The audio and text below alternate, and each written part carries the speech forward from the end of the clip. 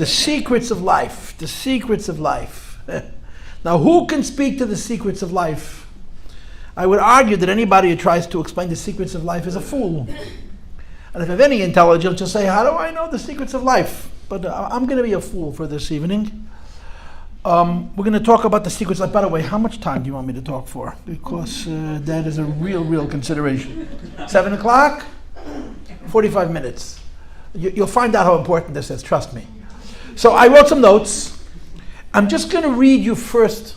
I wrote 7 points. I probably could have wrote 40. I wrote 7 points. I'm going to say the points at the outset so you'll understand the direction in which I'm going.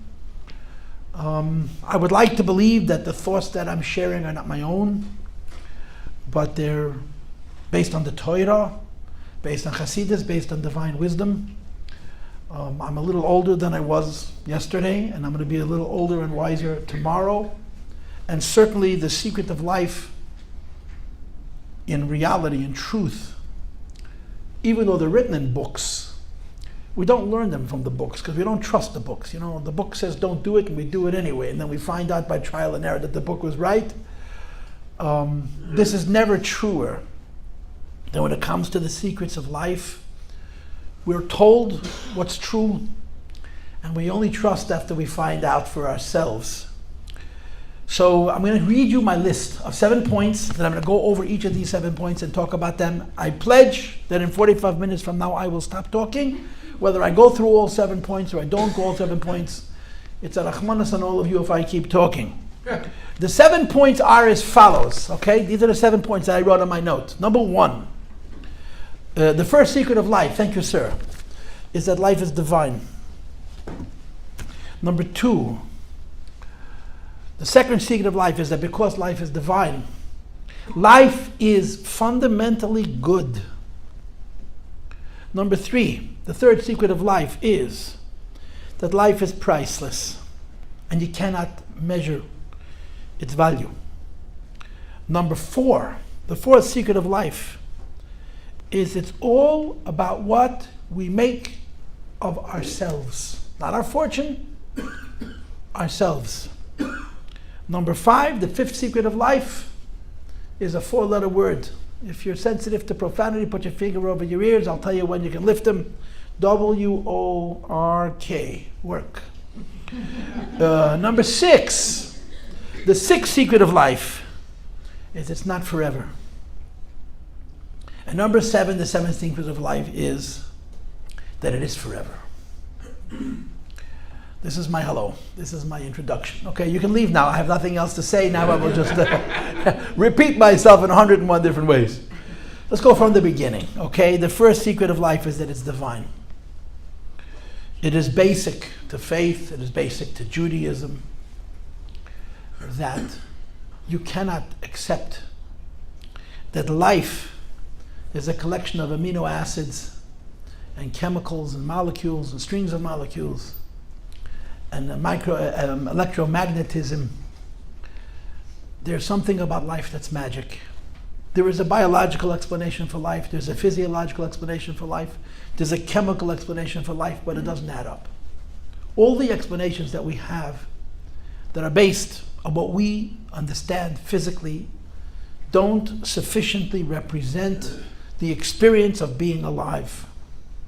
Life is transcendent. Life is spiritual. Meaning, although our physical bodies are put together from smaller pieces into bigger pieces and bigger pieces and bigger pieces in an incredibly organized way, that's why we call it an organism, organic, and it adds up to a collective, it adds up to a complex body that's unbelievably sophisticated and regenerative and self-protecting and procreating and nourishing and all the other basic ideas that we attribute to a living thing. The truth of life is much more than physics, chemistry, and biology. The truth of life is a neshama, is a soul. And on some level, it's not limited to human beings. It's true of animals, it's even true of plants. Every living thing has magic. Every living thing is magic. You know, the story they tell about this king who had this wonderful bird that he absolutely adored. There was a parrot, a bird of paradise, a gorgeous bird with the most beautiful colors. And this king was a busy guy. He had a lot to do, and he was under a lot of pressure. And one of the ways that he would unwind was he would take this bird out of his cage, and the bird would fly around his room, and it would perch on his finger.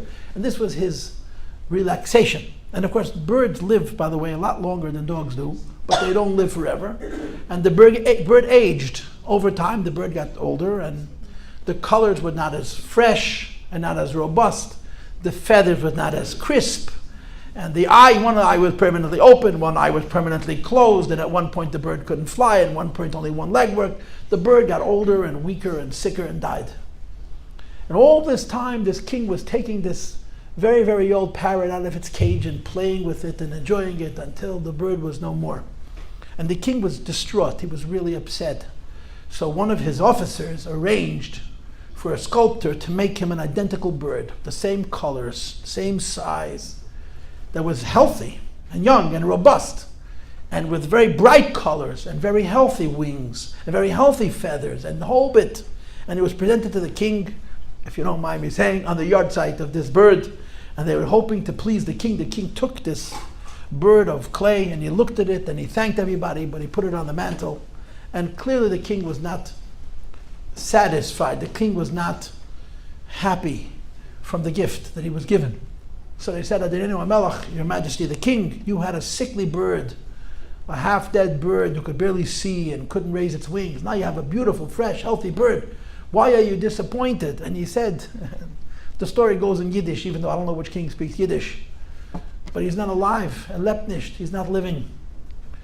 Life reflects, life is from another world. Life, the neshama, the soul as we call it, manifests in the physical body, in the physical world, but it comes from a different place. It's a whole other kind of thing. And because life comes from someplace else, that's why life is so perfect. In other words, the beauty of life and the order of life and the exactitude of life are not only attributable by the physical explanations, there's something bigger and deeper and more meaningful that makes it as perfect and as beautiful as it is. And that's a soul. And that's how it's how many religions, Judaism, lyhadus, understands a living thing. That there's something from another place, which is manifest here, that makes a living thing living. And makes it as meaningful and as valuable and as worthwhile as it is. In a microcosm, in a teeny tiny little way, in a very small way, every living thing is an expression of God. This is a big theological question, and I promise you not to bore you by theology. But God is living. We call him the living God, whatever life means in God's case. And everything that lives, every living thing, even though life is physiologically not forever, every living thing has a piece of God inside of itself.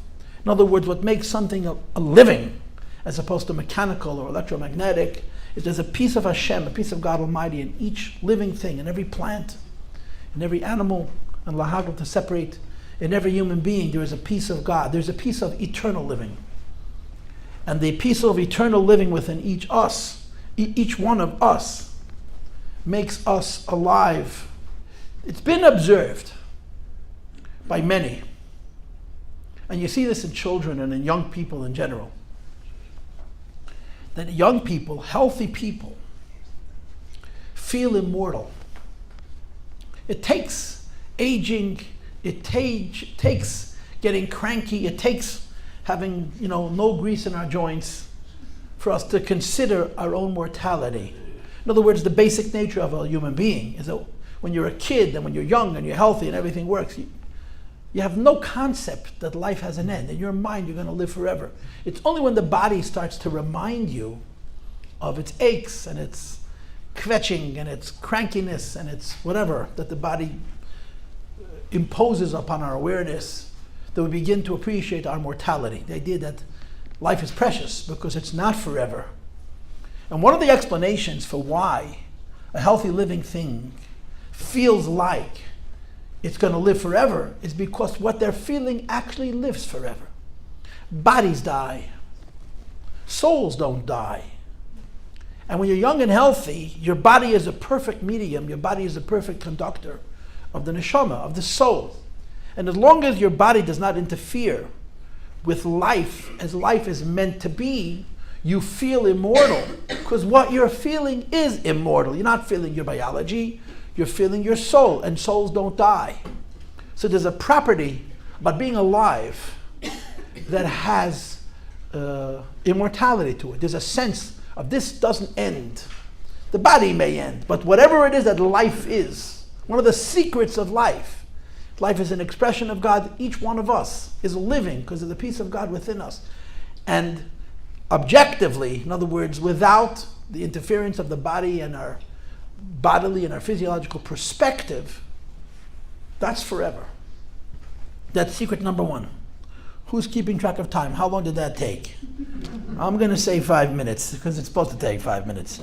Number two, this is really very important, Rabbi Yossi, and it's also very counterintuitive. If life is divine, secret number two, the second secret of life is that since life is divine, it is therefore good.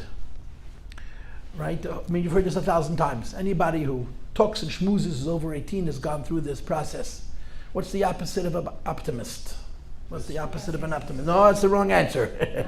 You know that that's the wrong answer. The opposite of an optimist is a realist. No pessimist ever called himself a pessimist. The pessimist is running around screaming. The optimist is going to trip and smash his nose because he's not paying attention. And there's truth to that, by the way. Life teaches us, when we get older, we learn caution. We learn hesitation. We learn fear. And to some extent, a little bit, fear and caution, the psychologists will explain, is actually a form of self-preservation. It's a means of protecting yourself from getting hurt.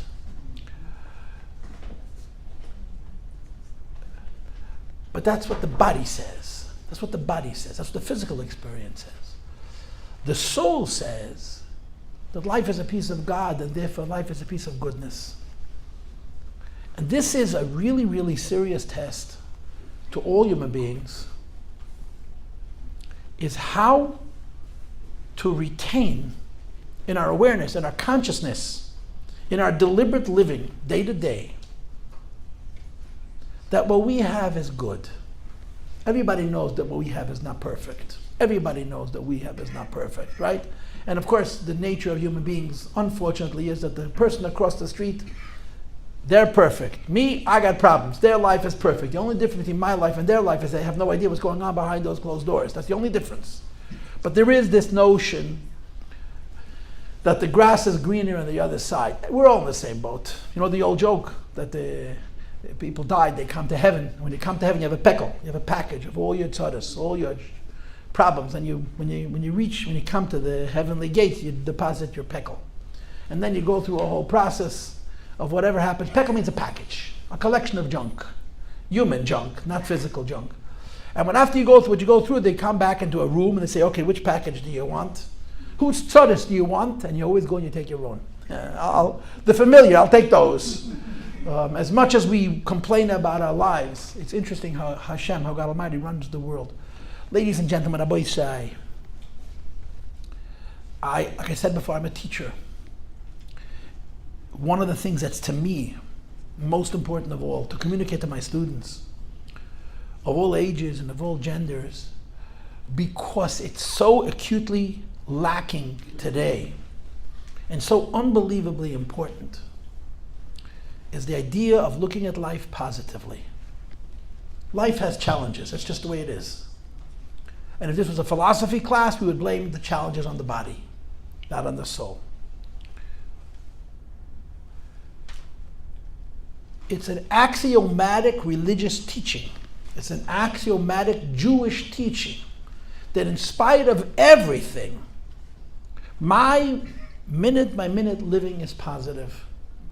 And I owe it to myself, not to God. I owe it to myself to figure out how to be a positive person.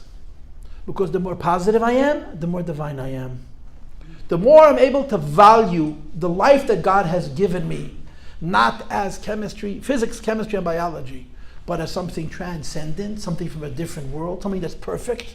is something that's beautiful, even though I'm not perfect and I'm not beautiful, the closer to perfect and the closer to beautiful my life will be. This is a real lesson in life. It's a real challenge. No one's life has become one drop worse because they were overly optimistic. By the way, there is a fine line between overly optimistic and stupid. I will acknowledge that. You're not supposed to say stupid in a speech. It's offensive. But I'm sorry. It's a Hamish group. I'm permitted to say what I wish.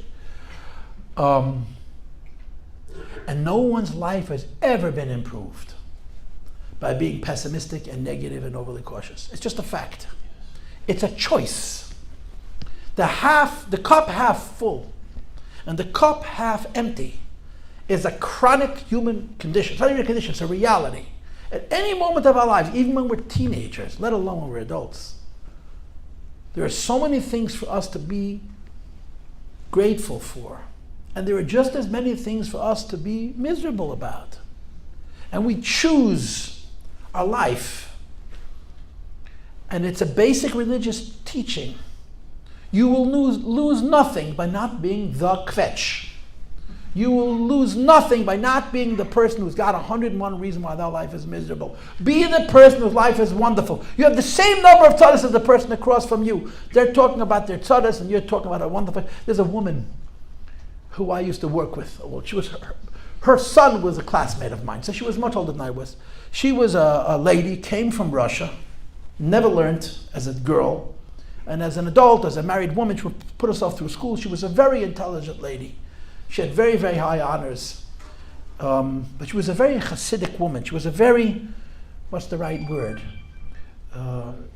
Deeply connected to God person in spite of just how intelligent she was. And she got cancer. And she went to see her doctor in Williamsburg. And in Williamsburg, everything is written in Hungarian, in Yiddish, forgive me, outside Budapest. And there was a sign on the door, on the wall in the doctor's office in Yiddish that read, "Sag nicht mein Gott, wie groß meine Tzores sind. Sag meine Tzores, wie groß mein Gott is." It's worth learning Yiddish to get this in the original.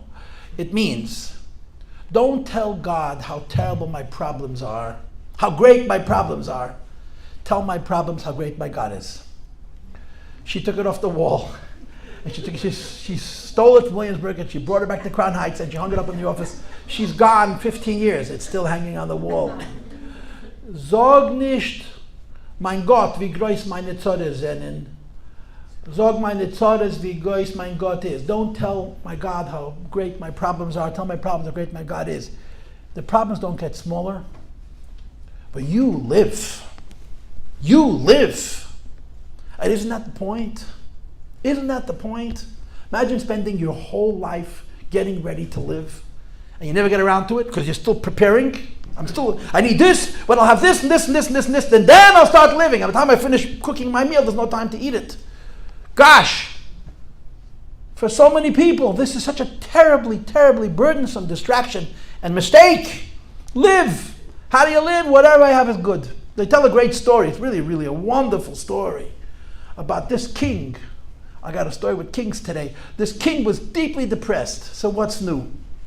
He had all the money in the world, all the power in the world. He was miserable. Welcome to the real world. And he called in his soothsayers, his smart people, and said, listen, I'm sick and tired of being depressed. I need some help. I want to be a little bit more upbeat, a little bit more optimistic. What do I need to do to bring a little optimism into my life? So one of the wise men said to him, or wise people said to him, listen, simple solution. Find the happiest man in your kingdom, happiest person in your kingdom, and put on his shirt. And you'll be happy. So the king sent out all of his experts to go and find the happiest man in the kingdom. They found some schlepper, and they brought him into the palace. You understand what schlepper, right? That's English, right? Schlepper is English. It's in the dictionary at this point.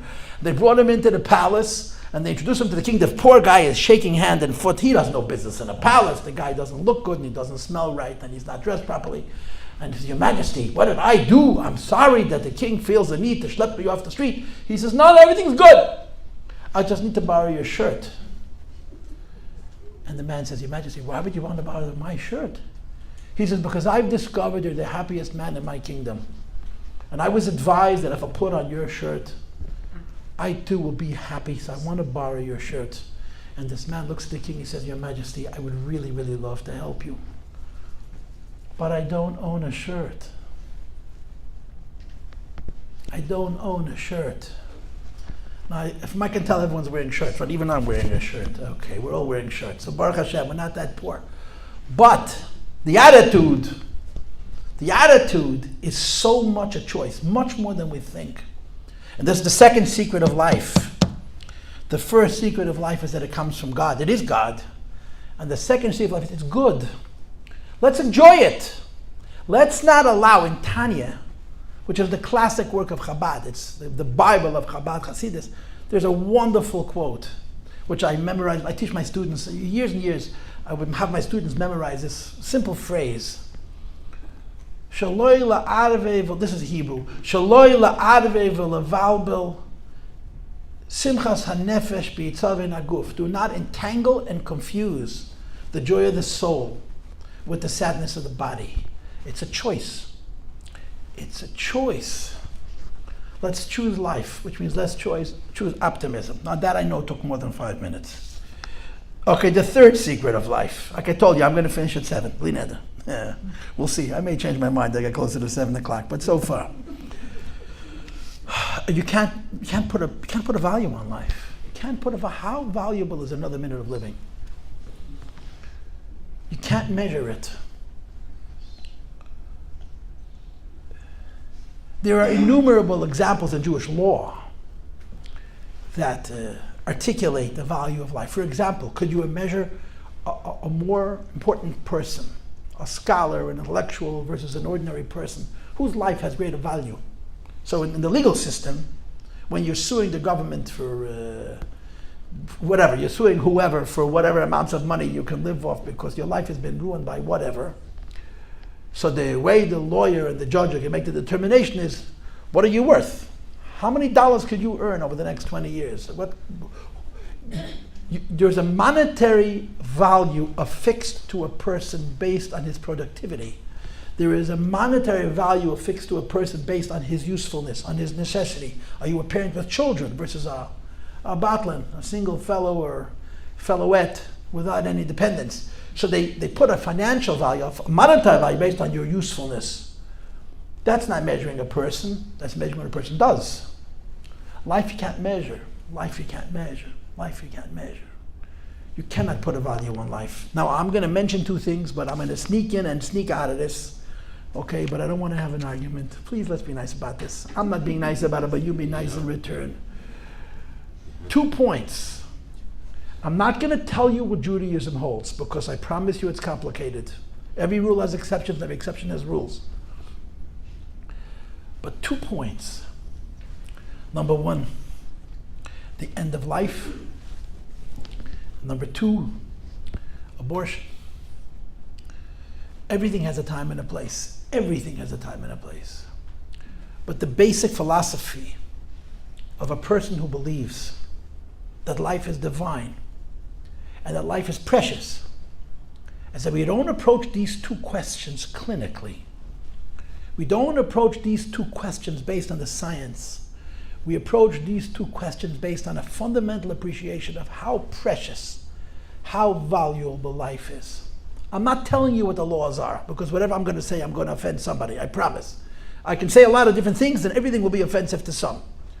But just the idea, just planting a seed, something to consider, that in religious thinking, in Jewish religious thinking, we have this basic understanding that life is not the physiology, it's something much deeper and much more valuable. And we approach every minute of life and every living thing and every potential living thing with an enormous amount of earnestness based on that criteria, based on that, philosophical constant, based on that axiom. That took less than 5 minutes. Number 4, the 4th secret of life, and this, to me personally, is very, very important. I'm 57 years old and I'm sort of ready to start growing up, to think about growing up. You ever heard that question? What are you going to do when you grow up? Yeah. They used to ask it to 8-year-olds, now they ask it to 80-year-olds. What are you going to grow up? Well, I'm working on it. When I grow up, I'll figure it out. It's all about what we make of ourselves, not what we make for ourselves. The real value of life is who we are, not what we own. The real value of life is who we are, not who we can control. The real value of life is who we are, but not how well we do at getting others to hear what we have to say. What matters is what we say to ourselves. What matters is the work we do on ourselves. What matters is the looking in the mirror, the proverbial mirror, not the physical mirror, and examining our own selves and challenging ourselves to be better people. And I think that if we just take this one point and make it a code in our lives, besides the fact that other people are going to like us better, especially our wives or our husbands, respectively, but we'll like ourselves better. And I'm going to share something with you as an illustrationist. I'm going to share something with you as a very important illustration. There's a Jewish law, which I repeat all the time, and I always repeat it for this reason. There's a Jewish law that says the charity begins at home. The Jewish law mandates the first person to be charitous to is the person closest to yourself, which is your spouse. The second person to be charitous to is the second closest to yourself. And from my perspective, in my opinion, this is your children, this is your offspring. The third person you must be charitous to is the third person closest to yourself, which are your parents. And then from there it goes to siblings, and then you understand it radiates outward. But this is counterintuitive, you know. So many people think you want to give charity, find a stranger. Send money overseas. Find people who are living in the most difficult conditions and help them, which is a very good idea, by the way. But Torah teaches us, it's a law. It's a biblical passage which explained in the Talmud and makes its way into Jewish law. Charity starts with your spouse. Most people bite on their finger when they hear that. My spouse, she's happy I'm married to her, right? What else does she want? My wife's not here, but we love each other very much. Don't worry about it. We're good. We're good. So far. No, Baruch Hashem. Thank God. There's a reason why. There's a reason why charity begins at home. I'll tell you what the reason is. Because it's not hard to give charity to strangers. It's not hard to give charity to strangers. There's no strings attached. You read about a poor person live 5,000 miles away, 10,000 miles away. You write a check, a small check, a medium check, a big check. You send off the money. You feel like $1 million. No part of you feels exploited until you find out how much of that money goes for bureaucratic, what do they call it? Operational costs, yeah. 75% operational costs, 10% overhead, and 15% maybe will deliver to the people who actually in need. When you give to people close to you, it's complicated because there's a relationship. And the relationship is long-standing, and some days it's decades old. And that complicated relationship is all about fairness. You know, one of the great diseases of ungrown up adults. It has to be fair. If I give you $1, you got to give me $1 back. Or if I give you something in this way, and we do this with our spouses. We're negotiating. We have to navigate. We have to figure out. And the Torah says that's a fundamental mistake. It's a basic error. We're good not because someone's going to be good to us. We're good because it's the right thing to do. It's just right to be good. And when we're good to people with whom we have long-standing relationships, our spouse, our children, our parents, our siblings. And in many cases, our relationships are complicated. You know, there's a history. You know, what so-and-so did to me yesterday, last week, last month, 50 years ago. You think I forgot? I haven't forgotten anything. Yeah. Every insult you ever gave me, I remember, huh? So how can I be nice to you? In 1947, you insulted me, and now it's 2023. I forgot how many years that is. But I'm still breakers, you know, I'm entitled. How foolish and how silly. successful people, and I'm not talking about money and notoriety and all the other nonsense. They're not nonsense, but they are nonsense. I'm talking about successful people who are tapped into the secret of life. It's so unimportant. Yes. It's not a scorecard that you have to keep it balanced. When you get married, you choose to love that person not because they're going to love you back. You choose to love that person because you love that person. That person chooses to love you.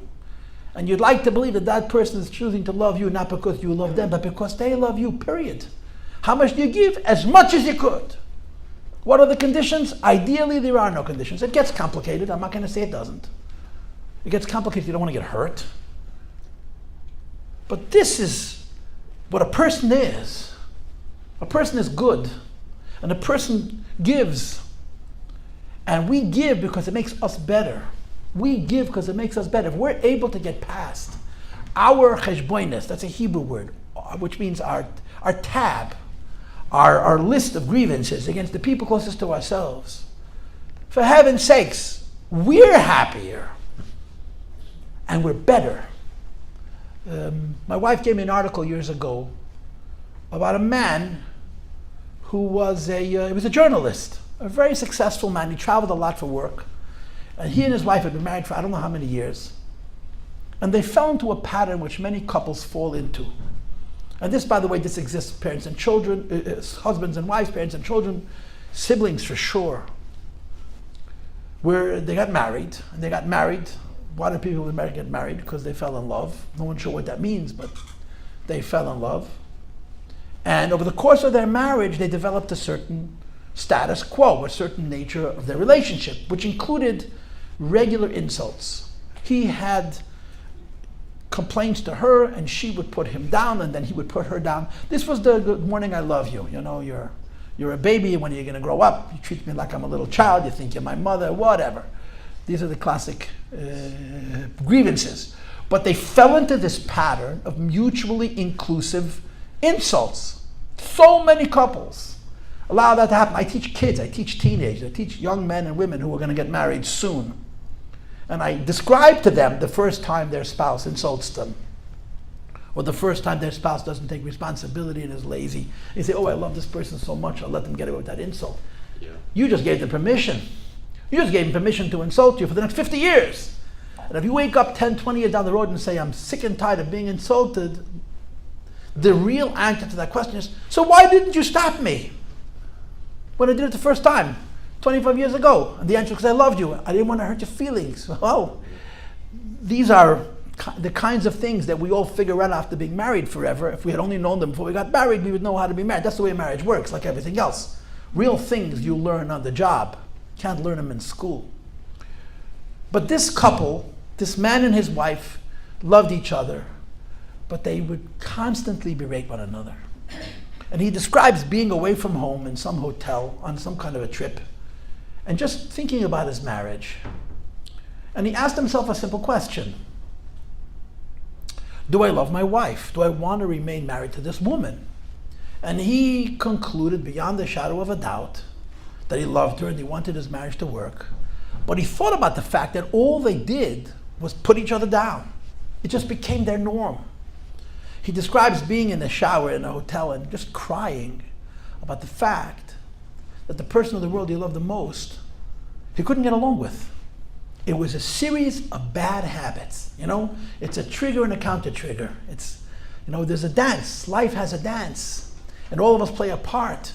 In our relationships, patterns are established over time. And some of those patterns are bad patterns where we almost feel like there's no way out of it. This is just the way it is. You put me down this way, so I put you down that way, and this is just the nature of our love. Anyway, he decided he's breaking the pattern. He's breaking the pattern. He loves his wife, he wants his marriage to work, he's just not getting... But he came to a conclusion, which really would be nice if we all came to the same conclusion. His conclusion was, I cannot change my wife, I can only change me.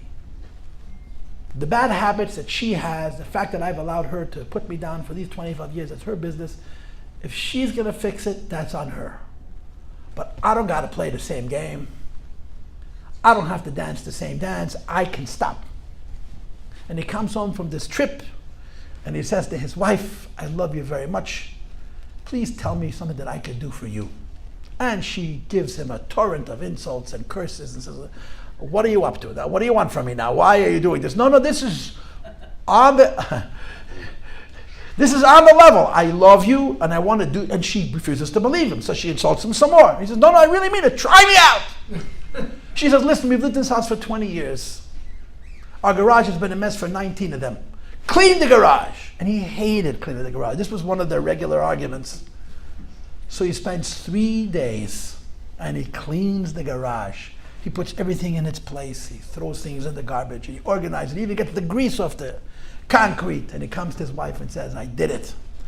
And she goes into the garage, and something that she's wished for almost the entire duration of the marriage is done, and she cannot believe it. And he says to her, I love you still. Tell me what else I can do for you. So she really gets upset because she's thinking that something is going to come. After 1, 2, or 3 of these favors, she's going to pay. She's going to have a debt. So she screams at him and says, listen, I need you to be honest with me. What are you exploiting me for? What do you want in return? I want nothing. I just want you to know I love you. Anyway, he does another thing and another thing. And after a few weeks, she discovers that he actually means it. And she breaks down and she says to her husband, I cannot imagine why you want to live with me. I'm such a miserable person. And he saved his marriage. He saved his marriage not by changing her, because that you cannot do. He saved his marriage because he changed him. This is a secret of life. We can all be good. Not just to strangers. To our spouse, to our children, to our parents, to our siblings, to our employees, to our employers. We can. It's very hard. It's hard. It's a lot easier to be nice to strangers.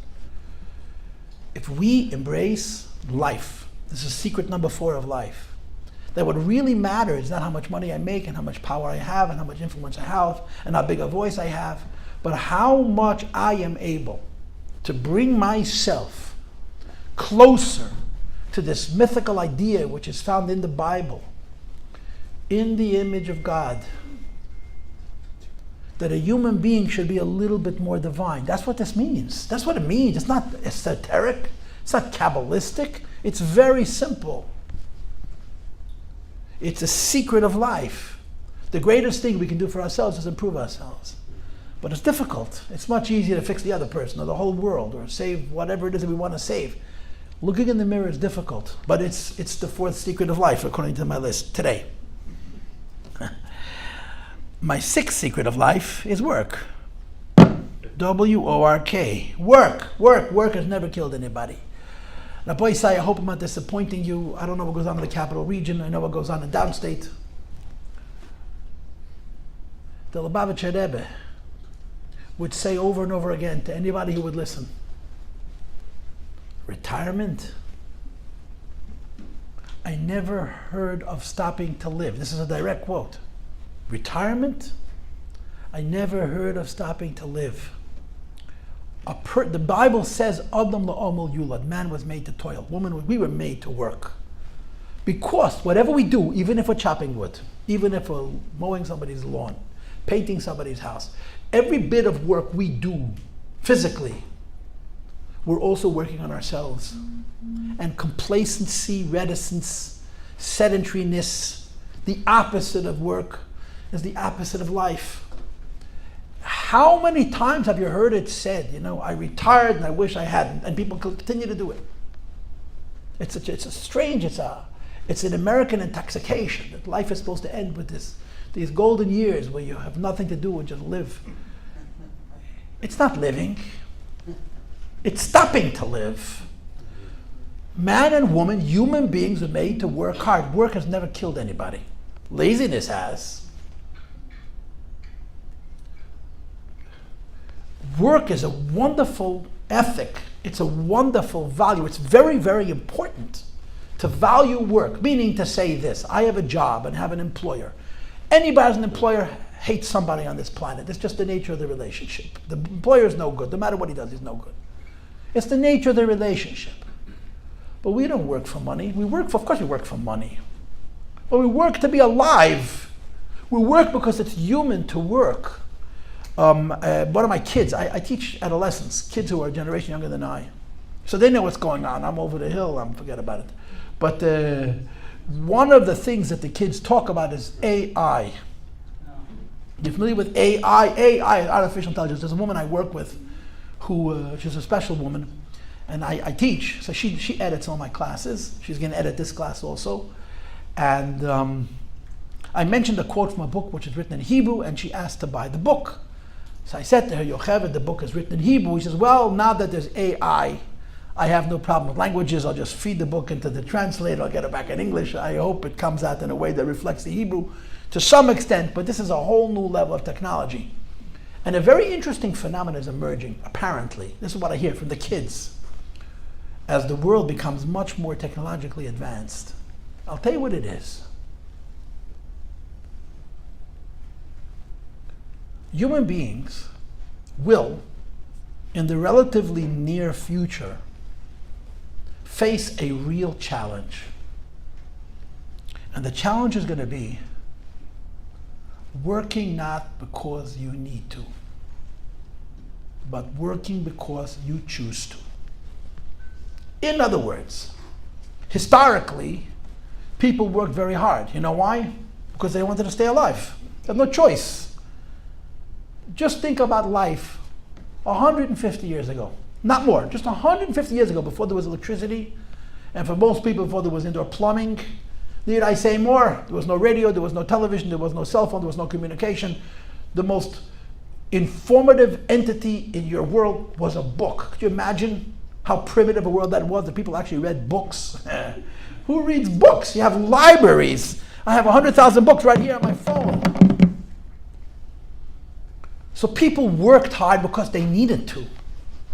And over time, our lives have become easier because of mechanical technology and then forms of energy like steam and then electricity, and we've evolved, right? We are so much materially superior to the people who lived just one generation ago, let alone a century ago. It's amazing how fast the world is changing.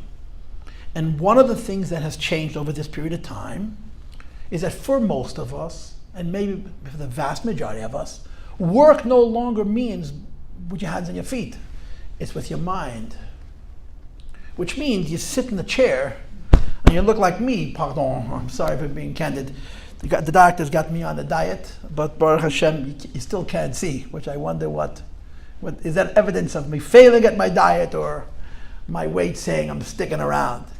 But people used to work hard physically. Most people don't. I don't. I sit at a computer, I sit at a book, I sit in the classroom. Well, in a very short amount of time, machines are going to think for us. So what are we going to do then? If physical labor has been basically been placed into our historic past, and then in a relatively short time, in the next 50 years, intellectual labor, brain power, including creativity to some extent, according to the prophets of AI, are going to they'll do it better than us and faster than us, and they never make mistakes. So what are we going to do? We're going to become redundant. Who's going to need people? So what are we going to do? I'm asking a question.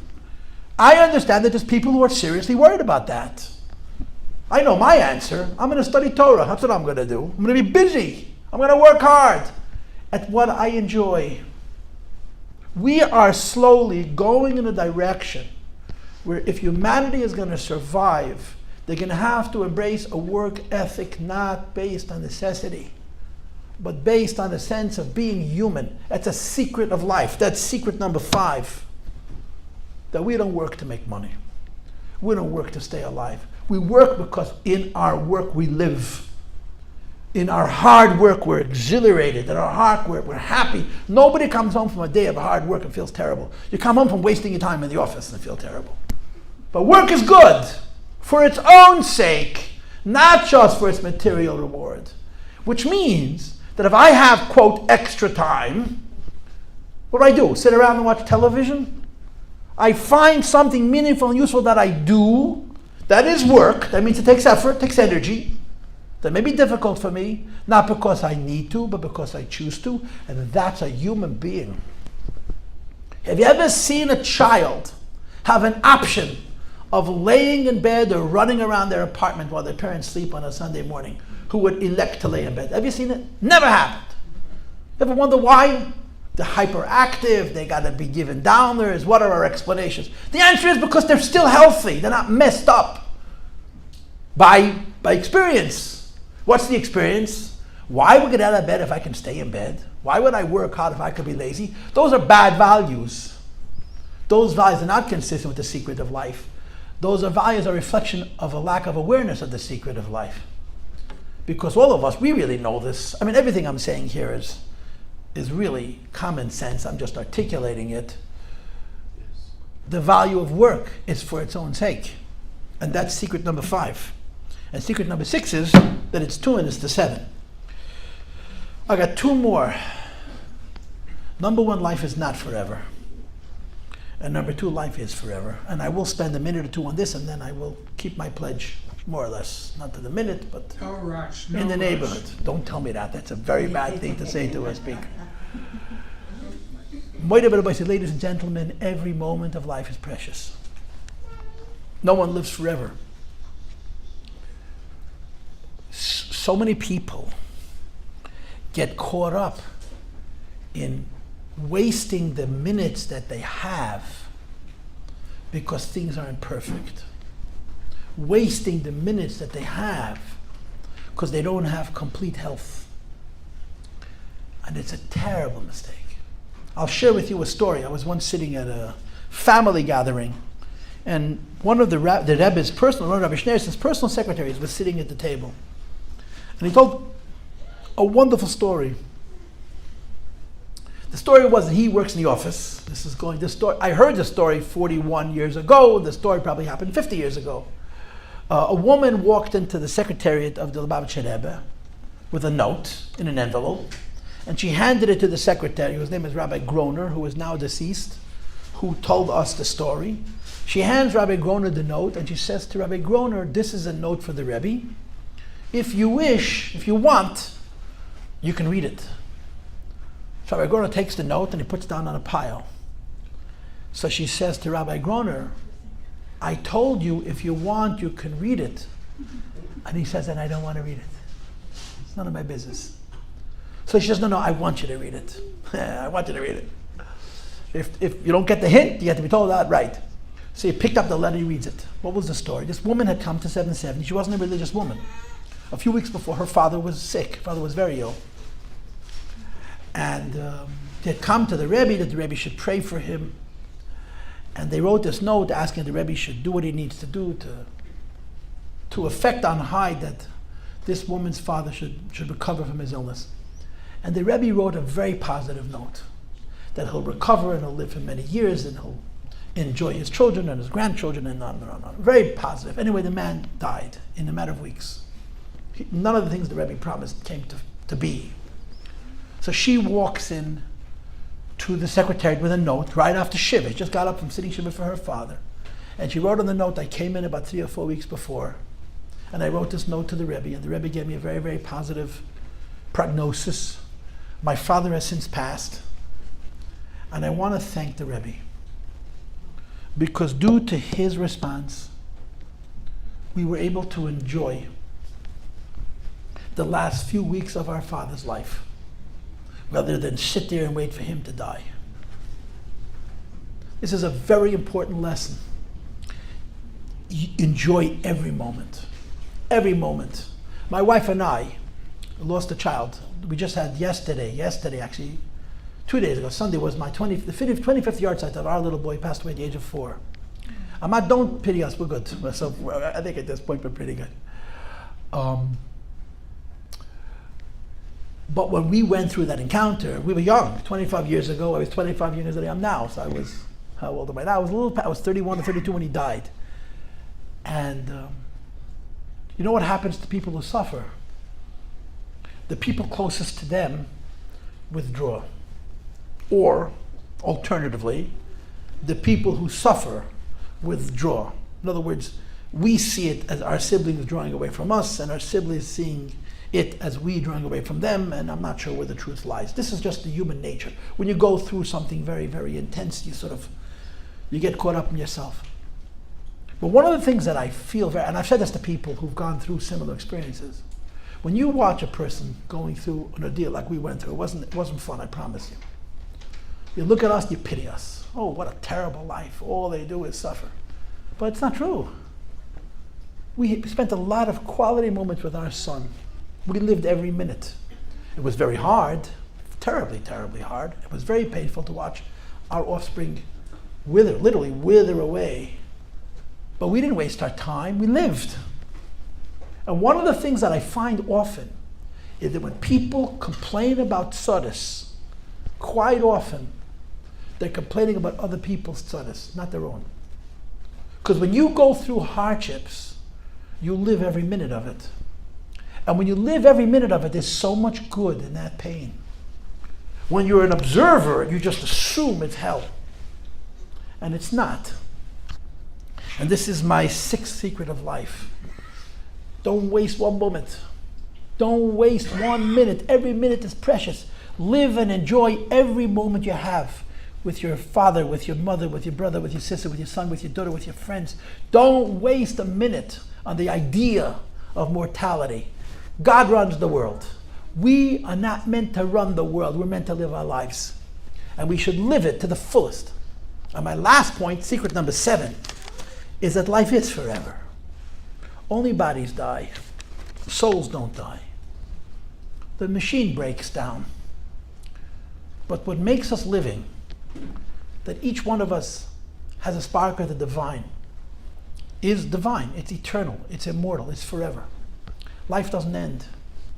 And one of the things that you study in Kabbalah, in mystical writings, and our rebbe, the Babich Rebbe, talked about this often, is that relationships don't die. If you had a relationship with a person during his or her physical lifetime, and that person's physical presence is missing, the relationship continues. Because the relationship is part of our life, and our life is part of immortality. And we continue to be connected to all the people we were connected to during their physical lifetimes. And even that, we have to figure out how to make meaningful, and we have to figure out how to enjoy. I'm going to tell you one more story, then I'm stopping, okay? Just one more story. It's only 19:05, 5 minutes late. A wonderful story. But it's a long story how the story came to me. But a woman in one of my classes told me the following: that there was a young couple, a he and a her, Mr. and a Mrs., and they loved each other very much. Young couples, I think love gets better with age. That's just my opinion. But this young couple loved each other very deeply, and I think he passed. He died, I don't know, early 30s, and left a widow with several orphans, and she was devastated. And she wasn't devastated so much because she needed him to help her, to make a living and to support the children. She just loved him, and she missed him. So after an extended period of time, like a year and a half or 2, he appeared to his wife in a dream and says, "You need to stop crying. I have no peace. You need to stop crying. I have no peace." Our relationships continue. So even these relationships we should appreciate, and we should hold on to, and we should, what can I say? We have to make the secrets of life common knowledge. The secrets of life are common sense. We have to make them common knowledge, and we have to make them common. We'll all be better for it. And I want to thank you all for listening. And if you liked what I had to say, please check out Inside Chassidus.org. Thank you. Good night. Chazak.